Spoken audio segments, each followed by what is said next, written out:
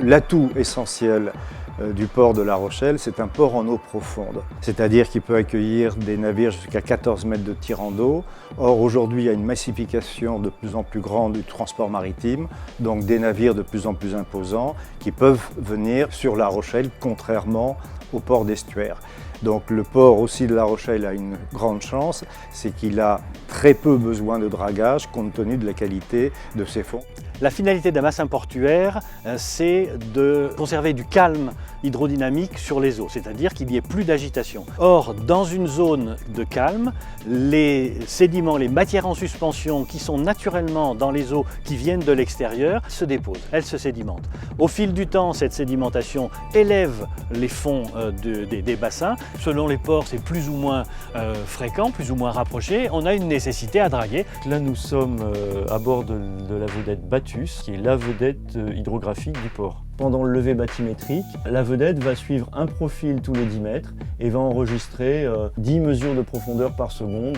Le GPS permet d'enregistrer la position en plan X, Y et le sondeur permet d'enregistrer la valeur de profondeur Z.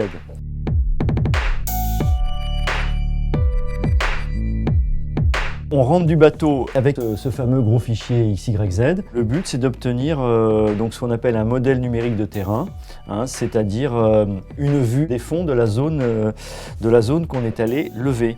Et ces plans sont comparés par rapport aux plans précédents pour vérifier s'il n'y a pas eu des engraissements, c'est-à-dire des remontées de fond. En fonction de cette évolution, on va déterminer un programme de dragage et on va déterminer une valeur qui est très importante pour le port et son aspect commercial, c'est la cote d'exploitation. Plus la cote d'exploitation va être élevée, plus on pourra admettre des navires avec des tirants d'eau importants.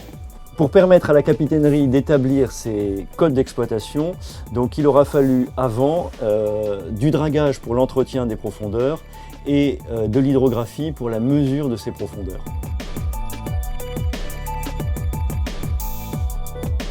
Donc le dragage, c'est une activité de transport de sédiments. On va capter des sédiments dans une zone où ça peut être gênant pour l'exploitation et l'emmener dans une zone où ça gêne personne. Donc la drague aspiratrice en marche est équipée d'un énorme aspirateur qui va aspirer au fond les sédiments, remplir un puits qui se trouve derrière moi. Et puis ça permet de transporter le sédiment jusqu'à la zone d'immersion. Le cycle de dragage représente à peu près 1 heure, 20 minutes pour remplir la drague, 20 minutes pour faire un trajet jusqu'au point d'immersion et 20 minutes pour revenir sur un nouveau site de dragage.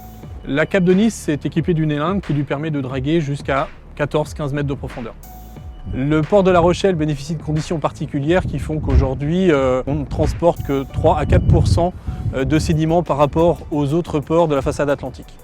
Donc l'entretien du grand port maritime de La Rochelle se fait 4 jours par semaine, tout au long de l'année. On fait 7-8 chargements par jour pour garantir justement l'accès et la sécurité aux navires qui rentrent et qui sortent. Donc nous sommes 8 au maximum sur la drague, un capitaine, un second capitaine, un maître d'équipage, un chef mécanicien, un second mécanicien, un ouvrier mécanicien et 2 matelots.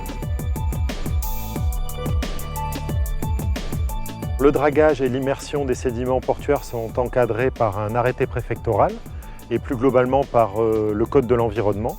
Nous procédons en fait à des échantillonnages de sédiments préalablement à la campagne de dragage. Avec ce dispositif de suivi, nous avons la garantie que chaque zone draguée contient des sédiments de bonne qualité, susceptibles d'être immergés sans impact significatif sur l'environnement. Nous allons également regarder quelle est la qualité des sédiments de la zone d'immersion. Nous regardons également la qualité du peuplement biologique de cette zone pour nous assurer que notre pratique ne perturbe pas de façon significative cette zone.